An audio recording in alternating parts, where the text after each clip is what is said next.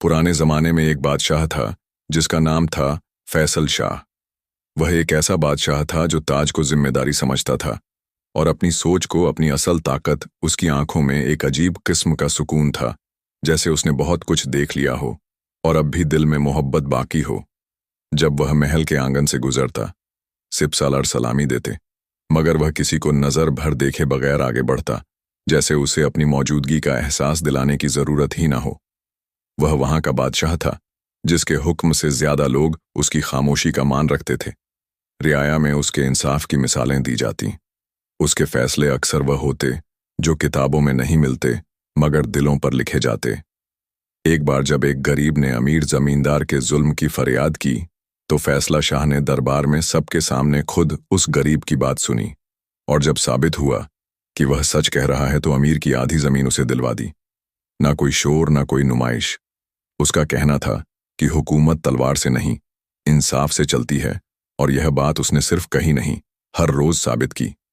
लेकिन इस सख्त तेवर वाले बादशाह के अंदर एक नरम दिल भी था, और वह दिल सिर्फ एक जगह पिघलता था, अपनी बेटी गुलनार के सामने। गुलनार उसकी इकलौती औलाद थी, एक ऐसा चिराग जो ताज के साए में नहीं, सोच की रोशनी में पला था। उसकी परवरिश मां की ममता से ज्यादा बाप की सूझबूझ में हुई थी। वह आम शहजादियों की तरह शीशों और जेवरों में नहीं उलझती थी, बल्कि बागों में बैठकर परिंदों की जुबान समझने की कोशिश करती थी। किताबों में खोई रहती फैसला शाह अपनी बेटी को देखकर अक्सर गहराई से मुस्कुरा देता। उसे यकीन था कि उसकी शहजादी आने वाले वक्त में एक नई मिसाल बनेगी। वो ताज संभालेगी तो रियाया को सिर्फ हुक्म नहीं, राहत भी मिलेगी। एक रोज बादशाह तफरीह की नीयत से महल से बाहर निकला, और शहर के पुराने बाजार की एक गली में उसकी नजर एक बूढ़े आदमी पर पड़ी जिसके सामने एक छोटा सा पिंजरा रखा था। उस पिंजरे में एक हरा भरा तोता बैठा था, मगर वह किसी आम परिंदे जैसा नहीं था। उसकी आंखों में एक समझदारी थी, जैसे वह इंसानी बातें समझता हो, जैसे वह सुन नहीं रहा, महसूस कर रहा हो। बादशाह उस तोते के पास रुका और दुकानदार से पूछा, यह किस कीमत का है? उस दुकानदार ने सर उठाया और बेहद सादा लहजे में जवाब दिया, इसकी कीमत उस शख्स के पास है जो इसे समझ सके। फैसला शाह हल्के से मुस्कुराया और कहा, तो आज इसकी कीमत मेरे पास है। उस दिन वह तोता बादशाह के साथ महल लौटा, मगर यह परिंदा उसने अपने लिए नहीं, अपनी बेटी गुलनार के लिए लिया था। उसे लगा कि इस परिंदे की संगत में गुलनार को कोई नई बात मिलेगी, कोई नया रिश्ता, कोई नई समझ। शहजादी गुलनार उस महल की वह रोशनी थी जो न सिर्फ दीवारों पर बल्कि दिलों में भी उजाला करती थी। बचपन से ही उसमें एक अजीब सादगी थी, ऐसी सादगी जो शानो शौकत की चमक में भी न खोती थी। जब और शहजादियां शीशों के सामने सजे हुए बालों और जेवरों में दिल लगाती, गुलनार बाग के कोने में बैठकर चींटियों को रोटी के कतरे देती या आंगन में आई किसी जख्मी चिड़िया को पानी पिलाती। उसके लिए परिंदे और जानवर कोई खिलौने या खेल नहीं थे। वह उन्हें महसूस करती थी जैसे उनके दिल की धड़कनों में अपने बचपन का कोई हिस्सा बसाया हो। अक्सर लोग उसे कहते, शहजादी, आपको क्यों जानवरों से इतनी मोहब्बत है? तो वह मुस्कुराकर जवाब देती, क्योंकि ये झूठ नहीं बोलते और इंसानों से कम तकलीफ में जी लेते हैं। यह जवाब उसके बचपन की समझ का सबूत था, और यही बात फैसला शाह को उसकी बेटी से कुछ ज्यादा ही मोहब्बत करने पर मजबूर कर देती थी। बादशाह फैसला शाह ने न जाने कितनी जंग जीती थी, न जाने कितनी फैसले ऐसे किए थे जिनसे पूरा मुल्क पलट गया था, लेकिन जब उसकी बेटी सामने होती तो जैसे उसका सारा रुतबा एक बाप की नर्म मुस्कान में ढल जाता। वह बादशाह जरूर था, मगर गुलनार के सामने एक वालिद था, ऐसा वालिद जो अपनी बेटी की आंखों में उदासी देखे तो रात नींद नहीं आती, और जब वह हंसे तो महल की दीवारें भी जैसे मुस्कुरा रही हों। उसकी हर ख्वाहिश मान लेना, चाहे वह बाग में नया झूला लगाने की हो या किसी जख्मी हिरण के लिए हकीम बुलवाने की फैसल शाह के लिए, यह कोई एहसान नहीं था, यह तो उसकी मोहब्बत का तरीका था। वही शाम थी जब फैसला शाह शहर के पुराने हिस्से से एक तोता लेकर लौटा। महल में दाखिल होते ही सबसे पहले उसका रुख गुलनार के कमरे की तरफ हुआ। वह अपनी किताबों और एक सफेद बिलौटे के साथ आंगन में बैठी थी जब उसके वालिद ने आहिस्ता से आकर उसके सामने वह पिंजरा रखा। गुलनार ने जब उस हरे रोशन परिंदे को देखा तो उसकी आंखें चमक उठीं। जैसे उसे किसी खोए हुए दोस्त से मुलाकात हो गई हो। उसने तोते की तरफ हाथ बढ़ाया और तोता भी एक पल को रुका, फिर धीरे धीरे उसकी उंगलियों के पास आ गया। फैसला शाह चुपचाप यह मंजर देखता रहा और उसके दिल में एक अजीब सुकून भर गया। गुलनार ने नजरें उठाकर कहा, अब्बा जान, यह तो बहुत खूबसूरत है, क्या यह मेरे लिए है? फैसल शाह ने सिर्फ सर हिलाया, मगर उसके चेहरे पर वह मुस्कान थी जो किसी जीत की नहीं, किसी मोहब्बत की होती है। गुलनार ने तोते को हाथ पर बिठाया और वह परिंदा जैसे उसी वक्त से उसका हो गया। उस दिन के बाद गुलनार की दुनिया में एक नया किरदार आ गया। एक दोस्त, एक हमराज जो उड़ सकता था, मगर उसकी सोच को पर दे गया था। गुलनार की जिंदगी में उस दिन के बाद जैसे एक नया एहसास आ गया था। तोता उसके लिए किसी आम परिंदे की तरह नहीं था। वह अब उसका रोज का साथी, बाघ का हमसफर और तन्हाई का सबसे करीबी दोस्त बन चुका था। शहजादी जब सुबह उठती तो सबसे पहले उसकी नजरें उस पिंजरे पर जाती जहां वह परिंदा बैठा होता, और जैसे ही उसकी आंखें गुलनार पर पड़ती, वह पंख फड़फड़ाता, अपनी गर्दन घुमाता और अपनी मीठी सी आवाज में कुछ ऐसा बोलता जो सिर्फ गुलनार ही समझती थी।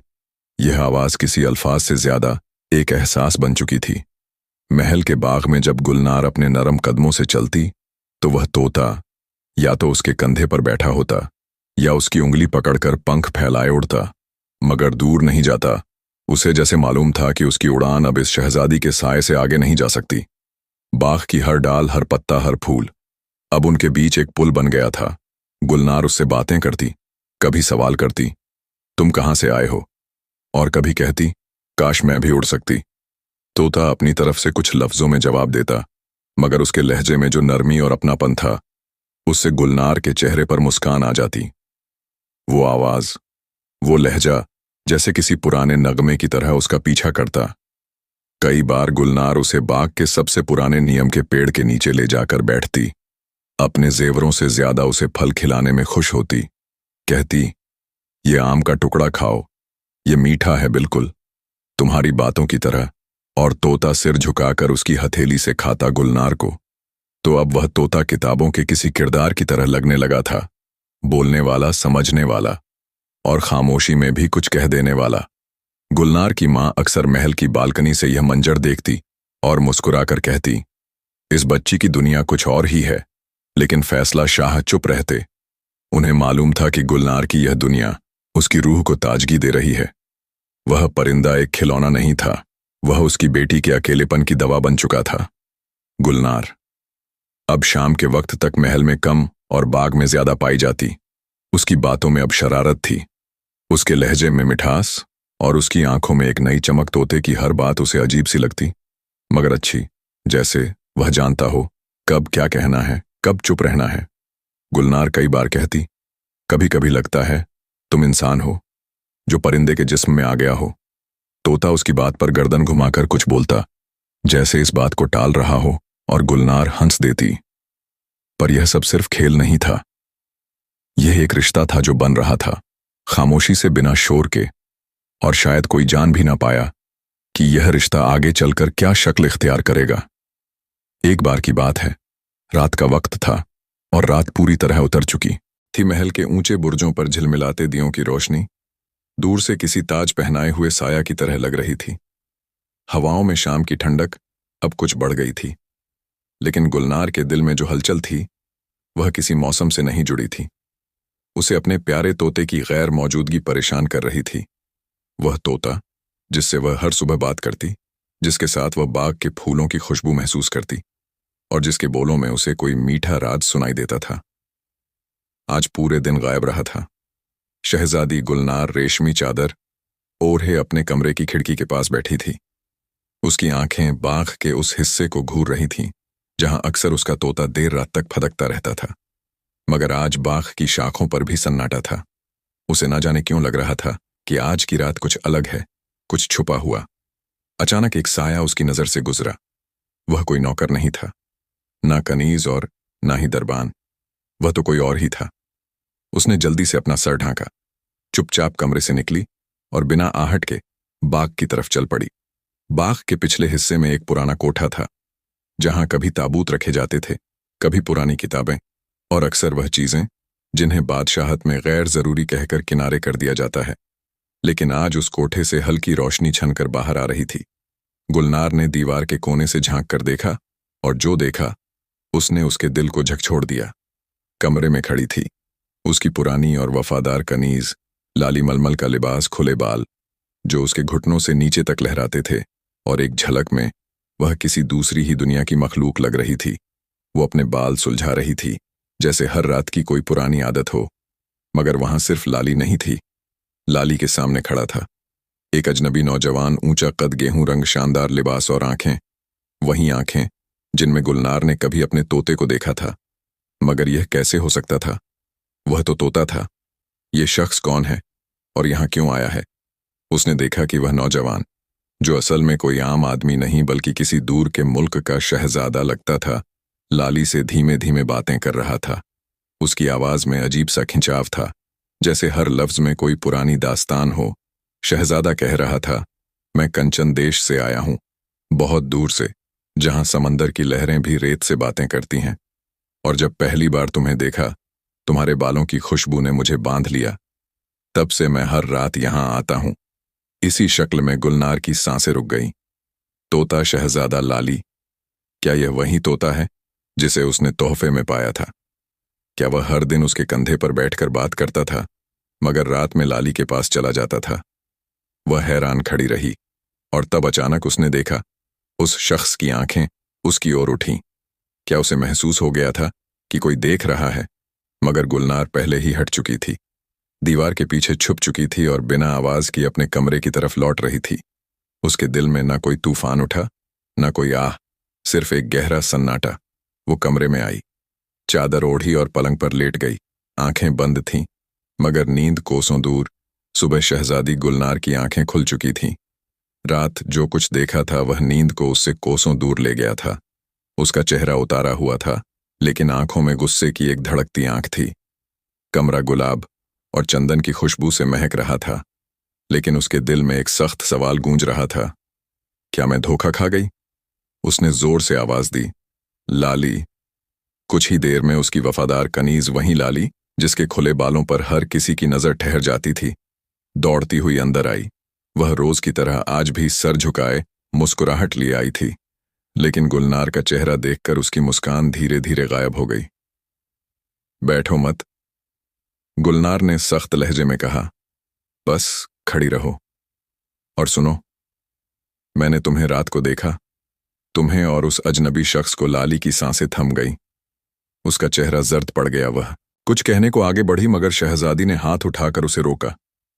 मुझे सिर्फ एक बात चाहिए। सच? गुलनार ने उसकी आंखों में झांकते हुए कहा। कौन है वह और क्या रिश्ता है तुम्हारा उसके साथ? लाली की आंखों से आंसू बहने लगे। उसने कांपते लहजे में कहना शुरू किया, शहजादी जान, वह अजनबी नहीं, वही तोता है जो हर सुबह आपके कंधे पर बैठकर बातें करता है। उसका असली नाम शहजादा नसीर है, कंचन देश का शहजादा है। उसे रूप बदलने का कोई राज पता है। गुलनार की नजरें अब और सख्त हो चुकी थीं। वह उठ खड़ी हुई और तेजी से लाली के करीब आई। उसकी आंखों में गुस्से की वह चमक थी जो कभी किसी ने ना देखी थी। तुम्हें क्या लगा मैं नहीं जानूंगी? तुम मेरे भरोसे को तोड़ोगी और मैं चुप रहूंगी। एक परिंदा जिसे मैं तोहफे के तौर पर अपने वालिद से पाई थी, वह असल में शहजादा निकले और तुम उससे मिलने जाओगी। लाली ने सिर झुका लिया। आज से तुम्हारा उस तोते से कोई ताल्लुक नहीं रहेगा। गुलनार ने सख्त हुक्म सुनाया। अगर मैंने तुम्हें फिर से उसके पास जाते देखा तो मैं अपने हाथों से तुम्हारे वह बाल काट दूंगी जिन पर वह फरेबी शहजादा फिदा हुआ था। कमरे में सन्नाटा छा गया। लाली चुपचाप रो रही थी और गुलनार खिड़की की ओर देख रही थी, जहां दूर से वहीं तोता एक शाख पर बैठा नजर आ रहा था, मगर अब उसमें वह सादापन नहीं दिख रही थी जो कभी था। पूरा दिन इसी तरह गुजर गया। शहजादी गुलनार तोते के पास नहीं गई। शायद उसे उस पर गुस्सा आ रहा था। रात का वक्त हुआ। महल की दीवारें हमेशा की तरह शांत थीं, मगर इस रात की खामोशी कुछ अलग थी। शहजादी गुलनार उस रात नींद की झूठी कोशिशों में बिस्तर पर करवटें बदलती रही। उसकी आंखें बंद थीं, मगर दिल की धड़कनें किसी आहट की तलाश में थीं। दिल में एक बगावत पल रही थी, एक सवाल जो अपनी जगह छोड़ने को तैयार नहीं था। क्या लाली वाकई उस फरेबी के साथ भाग जाएगी? क्या वह शहजादा नसीर को फिर से देखने की जुर्रत करेगी? क्या मैं इतनी कमजोर लगती हूं कि मेरे सामने कोई यह सब कर जाए? उधर वह तोता शहजादा धीरे से लाली के कमरे की ओर बढ़ा, जहां दरवाजा पहले से ही खुला था। कमरे में एक हल्की रोशनी थी, मोमबत्ती की लौ जैसे किसी बेचैन सांस की तरह कांप रही थी। लाली बैठी थी, सर झुकाए, आंचल उंगलियों में लपेटती हुई उसने दरवाजे की तरफ देखा और आंखें उस साय से मिली जो अब उसके नजदीक था। तैयार हो? शहजादा नसीर ने फुसफुसाते हुए पूछा। लाली ने धीरे से सिर हिलाया। उसके चेहरे पर डर, पछतावा और चाहत तीनों एक साथ मौजूद थे। एक बार फिर सोच लो, अगर अब साथ चली तो पीछे लौटना मुश्किल होगा। लाली ने कोई जवाब नहीं दिया, बस हाथ आगे बढ़ाया। नसीर ने उसका हाथ थामा और दोनों चुपचाप महल की पिछली दीवार की तरफ बढ़ गए। सुबह का वक्त मुनादी करने वाले महल के गलियारों में घूम रहे थे। महल की दासियां काम पर लगी थीं और पहरेदार सुबह की पहली गश्त पर निकल चुके थे। अचानक एक पहरेदार ने शोर मचाया, यहां आओ। जल्दी लोग दौड़े और फिर जो देखा गया उसने पूरे महल में सनसनी फैला दी। महल की एक सादा सफेद दीवार पर किसी ने लाल स्याही से शेर लिखा था, कौन आएगा कंचन के देश कौन कटेगा। लाली के केस यह शेर नहीं बल्कि एक सीधी चुनौती थी। महल की सबसे प्यारी कनीज लाली अब महल में नहीं थी और यह पैगाम उसकी गायबी का इश्तहार बन चुका था। जब यह खबर शहजादी तक पहुंची तो उसका चेहरा तमतमा उठा। उसने अपनी आंखों से वह शेर पढ़ा और फिर अपनी जगह से हटकर तेज कदमों से महल के पिछवाड़े की सिमत जाने लगी। उसके साथ पहरेदार दासियां और सलाहकार भी दौड़े। लाली गायब है? उसने कड़क आवाज में पूछा। जी हां शहजादी, एक दासी ने डरते हुए कहा। और यह शेर किसने लिखा? कोई जवाब नहीं दे सका। गुलनार ने दीवार की ओर देखा और फिर अपनी मुट्ठियां भी लीं। नसीर या फरेबी? अब वह खेल खुलकर खेलना चाहता है। लाली को साथ ले जाकर समझता है कि मुझे नीचा दिखा देगा। नहीं, अब जो जंग होगी वह दिल की नहीं, अक्ल और अदावत की होगी। लेकिन सवाल यह था, अब क्या किया जाए? वालिद यानी बादशाह फैसल शाह किसी बहुत ही अहम मुल्की दौरे पर थे और उनकी गैर मौजूदगी में शहजादी के पास सिर्फ एक ही रास्ता था, अपनी मां से बात करना। गुलनार ने अपने कमरे में कुछ पल अकेले बिताए, फिर उठकर अपने लिबास बदले। उसने महल की सबसे सीधी साधी गुलाबी चुनरी ओढ़ी ताकि उसकी नीयत मलका को साफ साफ दिखाई दे। वह चाहती थी कि उसकी मां उसे सिर्फ एक जिद्दी लड़की ना समझे बल्कि एक जिम्मेदार शख्स के तौर पर देखे जो अपने महल की इज्जत के लिए कुछ भी करने को तैयार है। दरबार के पीछे बने मलका के खास कमरे में जब गुलनार पहुंची तो मलका अकेली बैठी थी। उनकी आंखों में भी एक गहरी बेचैनी थी। उन्हें अंदाजा था कि उनकी बेटी के दिल में क्या चल रहा है। अम्मी जान, गुलनार की आवाजें धीमी थीं लेकिन स्थिर। मलका ने उसकी तरफ देखा और बिना कुछ पूछे कहा, बैठो गुलनार, मुझे मालूम है तुम क्या कहने आई हो। गुलनार ने थोड़ी हिचक के साथ सर झुका लिया। आप जानती हैं तो फिर इजाजत भी दे दीजिए। अम्मी जान, मुझे जाना होगा। कंचन देश मलका चौकी नहीं, लेकिन उनकी सांसें गहरी हो गईं। क्या तुम जानती हो कि तुम किस ओर जाने की बात कर रही हो? वह मुल्क जिसे आज तक किसी ने ठीक से देखा नहीं, वह देश जो नक्शों में भी धुंधला सा नजर आता है। और तुम अकेली शहजादी होकर गुलनार की आंखों में अब आंसू नहीं थे। मैं शहजादी ही तो हूं अम्मी जान, और अगर एक शहजादी अपने महल की इज्जत के लिए कुछ नहीं कर सकती तो उसे ताज पहनने का हक नहीं। मलका की आंखों में चमक आई, लेकिन साथ ही एक मां का डर भी। उन्होंने गुलनार का चेहरा अपने हाथों में लिया। अगर तुम्हारे वालिद होते तो वह मुझे रोकते भी नहीं। गुलनार ने बात काट दी। कुछ पल की खामोशी के बाद मलका ने गहरी सांस ली और कहा, ठीक है, लेकिन एक शर्त है। तुम लड़के का भेष इख्तियार करोगी, तुम्हें कोई पहचान ना पाए। गुलनार मुस्कुराई। मैं तैयार हूं। उसने भेष बदल लिया। अब वह शहजादी गुलनार नहीं बल्कि एक व्यापारी का बेटा लग रही थी जो अपनी मां के गहने लेकर किसी पुराने सौदे को पूरा करने कंचन देश जा रहा है। उसके कपड़े सिंपल थे, हल्के नीले रंग की कमीज, मोटे मगर मजबूत काले पतलून और सिर पर एक सादी पगड़ी। उसकी चाल सदी हुई थी मगर निगाहें अब भी तेज थीं। मलका ने उसे जाते वक्त अपने हाथों से सूखे मेवों और चांदी के सिक्कों की छोटी थैली दी। यह तुम्हारी नहीं, तुम्हारी समझदारी की पहचान है। जरूरत से ज्यादा किसी पर भरोसा मत करना और हर बात दिल से मत लेना। गुलनार ने उनकी हथेली चूमी और एक पल के लिए बच्ची बन गई, लेकिन अगले ही पल किसी मजबूत शहजादे की तरह कंचन देश के लिए निकल गई। कंचन देश एक नाम जो सदियों से कहानियों में सुनाई देता था, मगर कभी किसी की आंखों ने नहीं देखा था।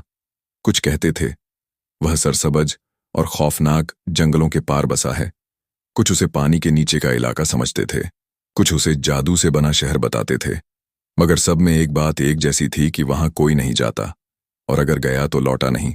गुलनार ने जिस दिन सफर शुरू किया था उसे यह अंदाजा तो था कि रास्ता मुश्किल होगा, मगर कितनी तरह की मुश्किलें उसकी हिम्मत आजमाएंगी इसका इल्म न था। पहले 2 हफ्ते सिर्फ रास्ते ढूंढने में निकल गए। महल से निकलते हुए उसने जो नक्शा साथ लिया था वह ज्यादा मददगार न साबित हुआ। उसमें कंचन देश तक के रास्ते तो थे, मगर कंचन देश का नाम तक नहीं था। इसलिए गुलनार ने एक नई रणनीति बनाई। वह हर उस गांव में जाती जहां के लोग पुराने वक्तों की बातें करते थे। हर कस्बे में वह सरायों में बैठती, बुजुर्गों से बातें करती, बाजारों में घूमती और हर कहानी का सिरा पकड़ने की कोशिश करती। एक दिन उसे एक बूढ़ी औरत ने बताया कि कंचन देश एक जंगल के उस पार है जिसे खामोश वन कहा जाता है, जहां दिन के वक्त भी हरियाली काली लगती है और जहां पत्ते गिरते नहीं बस कांपते हैं। गुलनार ने उसी सिमत में कदम बढ़ा दिए। जैसे जैसे जंगल गहरा होता गया वैसे वैसे उसकी थकावट और बढ़ती गई। वह सादा लिबास पहने हुए थी, सिर पर रुमाल बांधा हुआ और एक झोली में सूखी रोटियां और पानी की मशक रखी थी, मगर उन सूखी रोटियों ने न थकन मिटाई न मशक के पानी ने प्यास बुझाई, क्योंकि यह प्यास जिस्म की नहीं थी, दिल की थी। कुछ शहरों में तो ऐसा हुआ कि जब गुलनार ने कंचन देश का नाम लिया लोगों ने उसका मजाक उड़ाया। एक जगह के बूढ़े ने कहा, अरे बेटे, तू क्या पागलपन की बात कर रहा है? कंचन देश वहां कौन गया है? कभी और जो गया वह फिर दिखा नहीं। कहीं लोग चुप हो जाते, कहीं डर से मुंह फेर लेते। कुछ नौजवानों ने उसे डराने की भी कोशिश की, अगर वहां गया तो तेरा जिस्म कांपता रहेगा, जैसे उस शहर का नाम है कंचन। मगर गुलनार की आंखों में कोई डर ना था। वह उस इंसान की तरह थी जो जवाब लेने निकला हो और पीछे लौटने का कोई रास्ता न छोड़ा हो। रातों को जब वह अकेली किसी सराय के कोने में लेटी होती या किसी पेड़ के नीचे तो उसकी आंखों में नींद नहीं आती। वह दीवार की लकीरें याद करती। महल की दीवार पर लिखा हुआ, वह चैलेंज कौन आएगा, कंचन के देश कौन कटेगा। लाली के केस उसे हर वक्त याद दिलाता कि उसे क्यों जाना है। लाली के लिए नहीं, बल्कि उस चैलेंज के जवाब में उस शहजादे को दिखाने के लिए कि शहजादी गुलनार कोई आम लड़की नहीं है।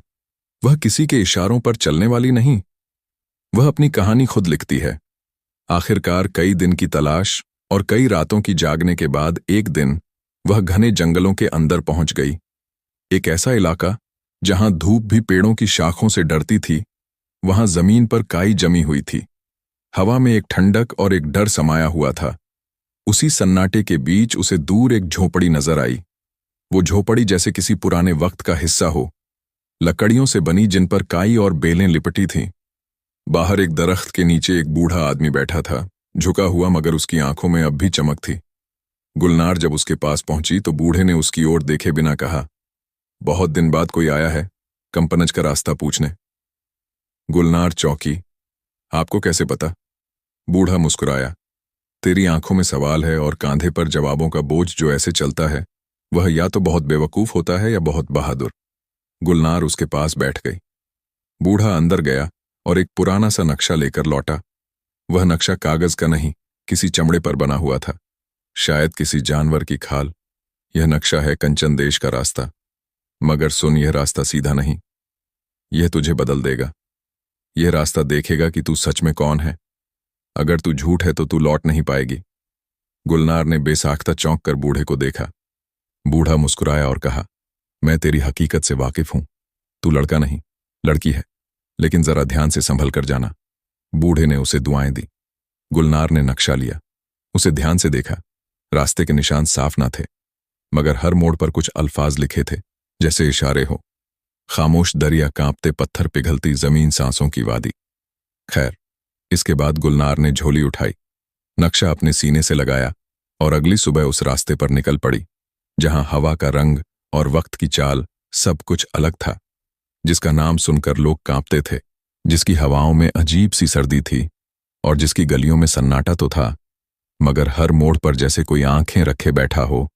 उसी कंचन देश के अंदर शहजादी गुलनार अब दाखिल हो चुकी थी। वह महल से चलते वक्त लड़के का भेष बना चुकी थी।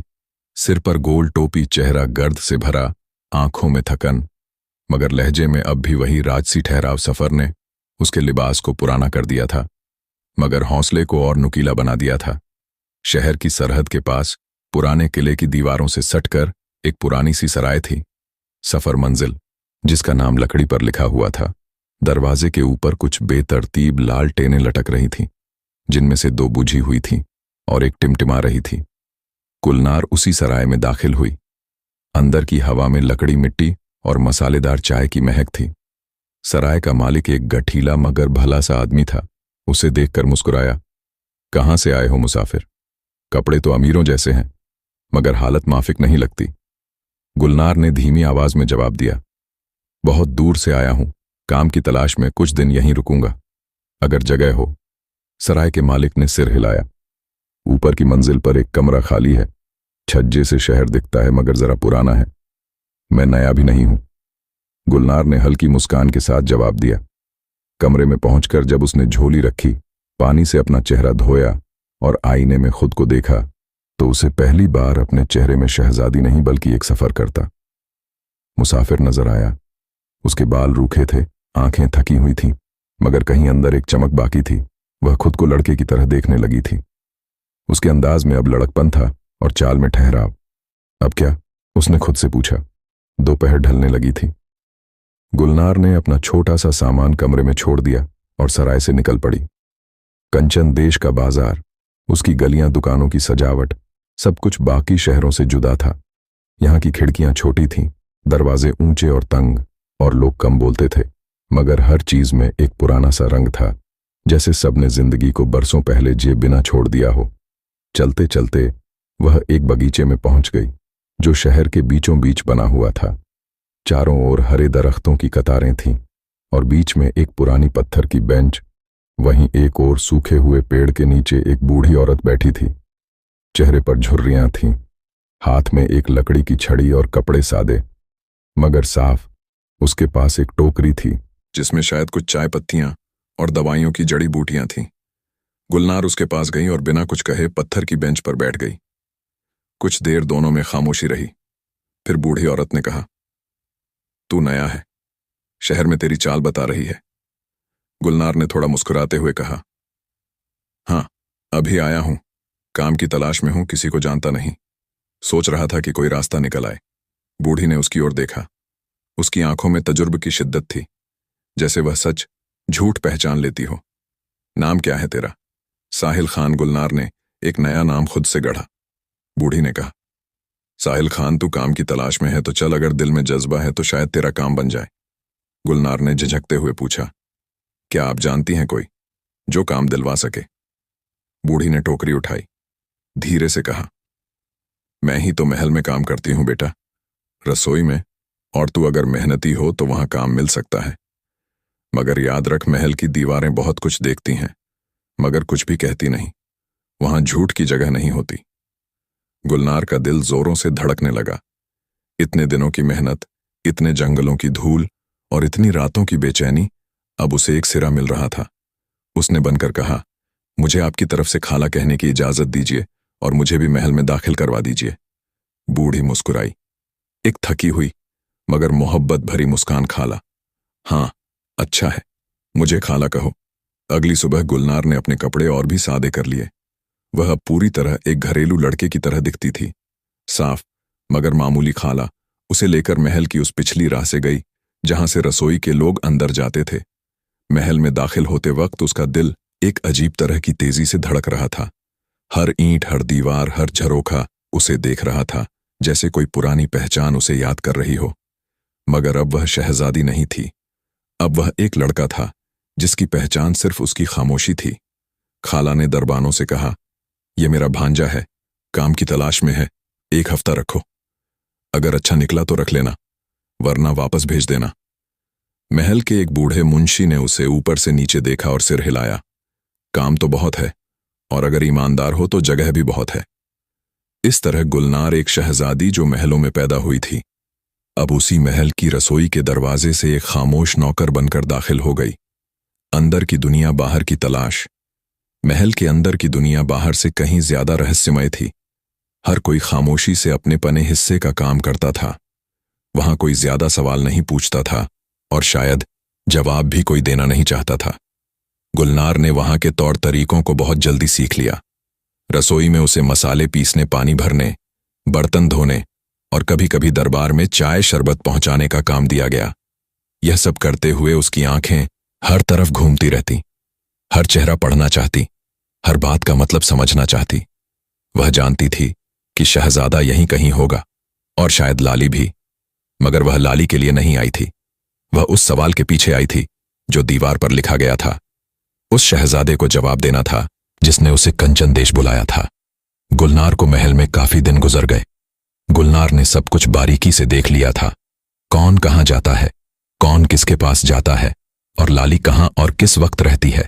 शहजादा अक्सर शिकार या दीवाने खास में व्यस्त रहता, मगर लाली, जो अब भी शहजादे की सबसे पसंदीदा थी, महल के उसी हिस्से में रहती जहां फूलों की क्यारियां थीं और बड़ी औरतें तेल मालिश कराती थीं।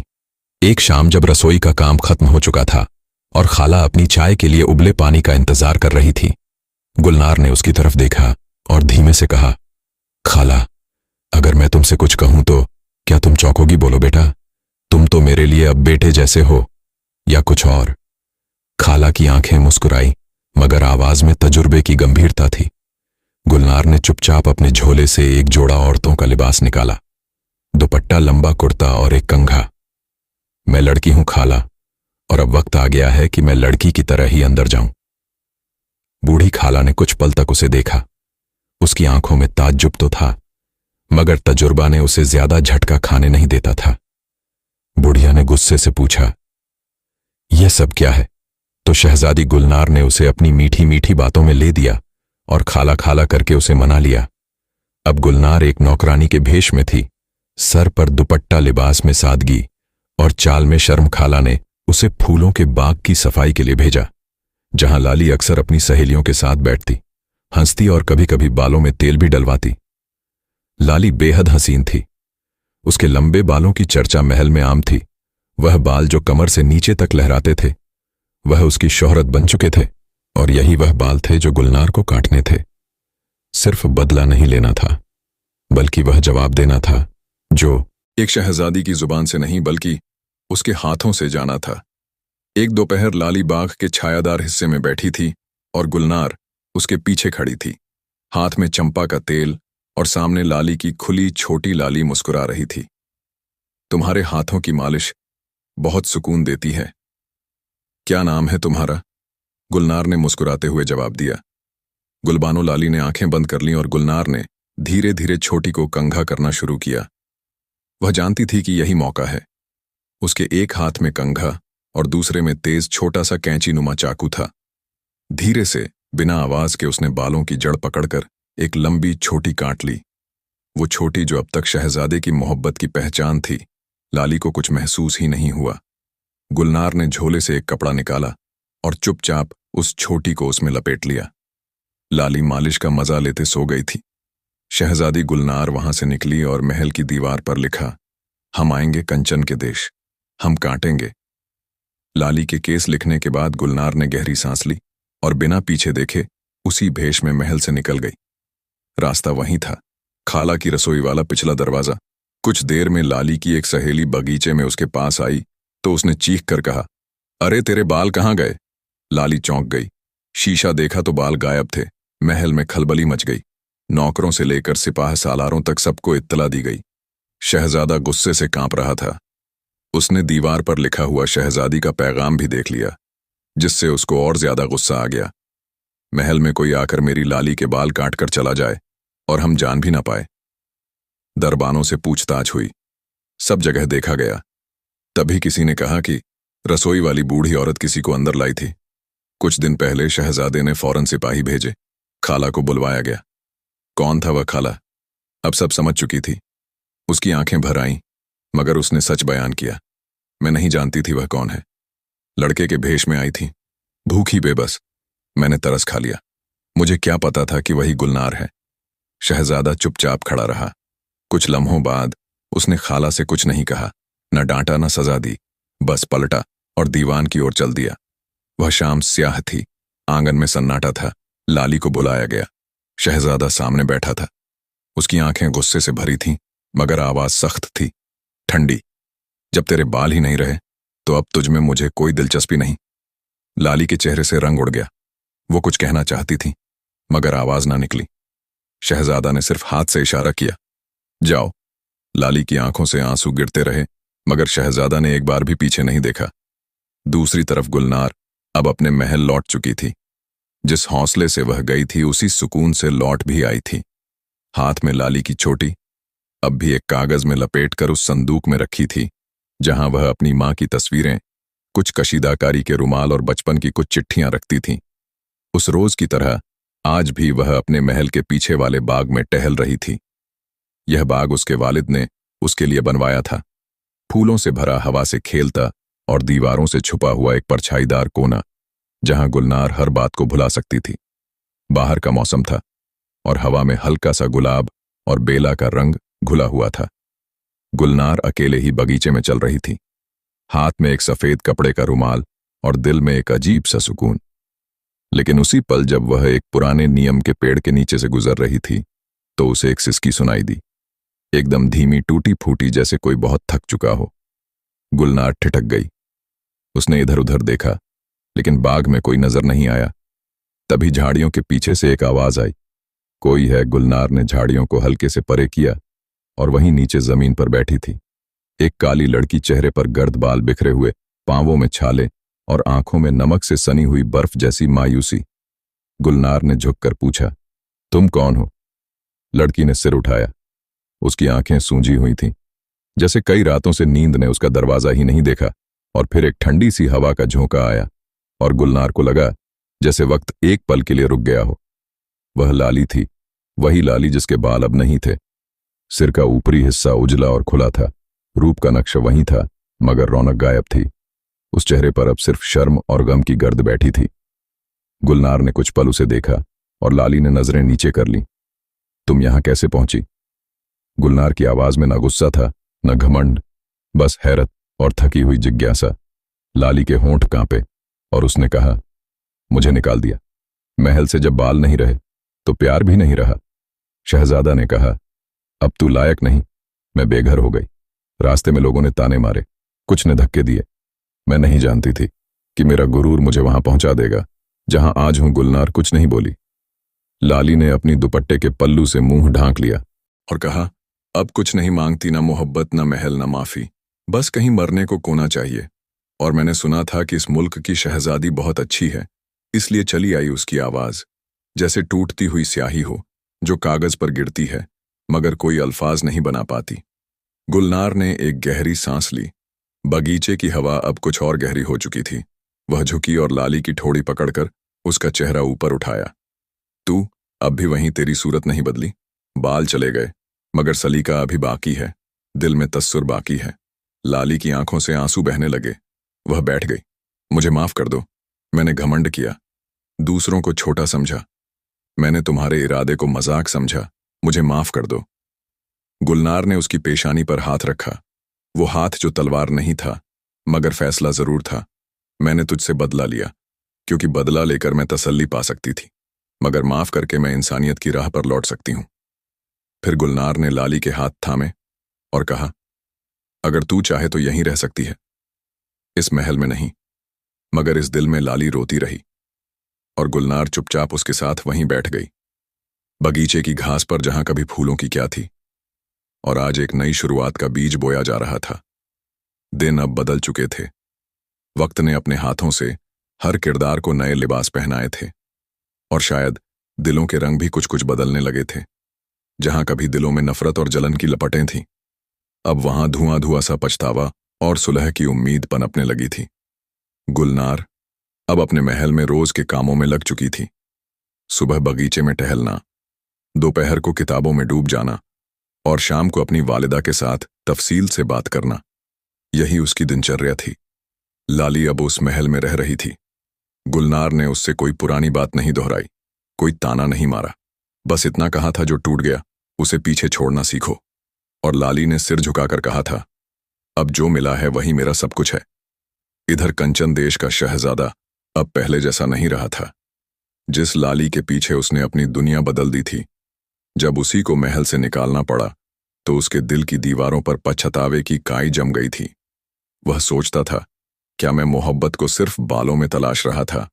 और तभी एक शाम, जब सूरज ढल रहा था और महल की ऊंची मीनारों पर परिंदे घर लौटने लगे थे, शहजादा अपने कमरे में बैठा गुलनार का वो लिखा पैगाम पढ़ रहा था जो उसने दीवार पर छोड़ा था। हम आएंगे कंचन के देश, हम काटेंगे लाली के केस। वो मुस्कुराया नहीं, बस एक आह भरी और बोला, जिसे मैंने कमजोर समझा वो तो मेरी अक्ल से कहीं ज्यादा निकली। अगली सुबह शहजादा ने अपने एक वफादार सिपाही को बुलाया, एक खत लिखवाया, उस शहजादी के नाम जिससे मैं जीत कर भी हार गया। शहजादे ने गुलनार की तरफ वह खत भिजवा दिया। जब गुलनार ने वह खत पढ़ा तो कुछ देर तक चुप रही। फिर उसने अपने वालिद और वालिदा को बुलवाया। अब्बा, अम्मी, यह खत शहजादे ने भेजा है। दोनों ने ध्यान से पढ़ा।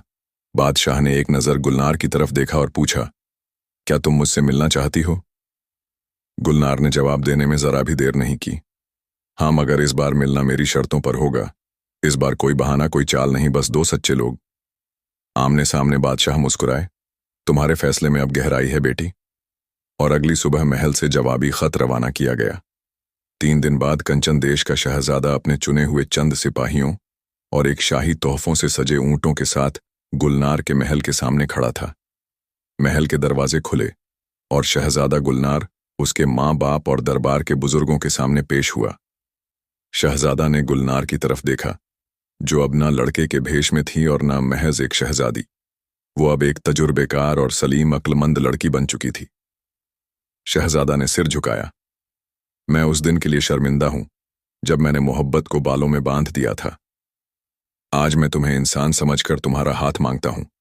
अगर तुम चाहो तो। कुछ देर तक सन्नाटा रहा। फिर गुलनार ने धीमी आवाज में कहा, अगर मोहब्बत बालों से बंधी होती तो तू अकेला रह जाता, मगर आज तूने जो कहा वह उस शहजादे की बात थी जो अब समझ गया है। मोहब्बत इज्जत से शुरू होती है और भरोसे से चलती है। मैं रजामंद हूं, गुलनार ने कहा। 1 हफ्ते बाद दोनों का निकाह हुआ। दोनों महलों को सजाया गया। सिर्फ शहर नहीं, गांव गांव से लोग आए। बगीचों में रोशनी लटकाई गई, गलियों में मिठाइयां बांटी। लाली भी उस शादी में शरीक थी। अब एक नई शक्ल में, एक नई नजरों से उसने गुलनार को काजल लगाया और कहा, अब तू सिर्फ शहजादी नहीं रही, तू वह आईना है जिसमें हर औरत अपनी ताकत देख सकती है। गुलनार मुस्कुराई और बोली, और तू वह आईना है जिसने टूटकर भी मुझे सीधा देखना सिखाया। शहजादा और शहजादी अब साथ रहने लगे। नफरत की राख में मोहब्बत का गुलाब उगाया था। दुनिया ने देखा कि असली जीत लड़ाई से। अब तू सिर्फ शहजादी नहीं रही, तू वह आईना है जिसमें हर औरत अपनी ताकत देख सकती है। गुलनार मुस्कुराई और बोली, और तू वह आईना है जिसने टूटकर भी मुझे सीधा देखना सिखाया। शहजादा और शहजादी अब साथ रहने लगे। नफरत की राख में मोहब्बत का गुलाब उगाया था। दुनिया ने देखा कि असली जीत लड़ाई से नहीं, समझदारी से होती है। और महल की ऊंची दीवारों पर एक नई पंक्ति लिखी गई, जब गुरूर टूटता है तब रिश्ते बनते हैं, और जब माफ किया जाता है तब मोहब्बत होती है। दोस्तों, आज की वीडियो में इतना ही। इस वीडियो को लाइक जरूर करें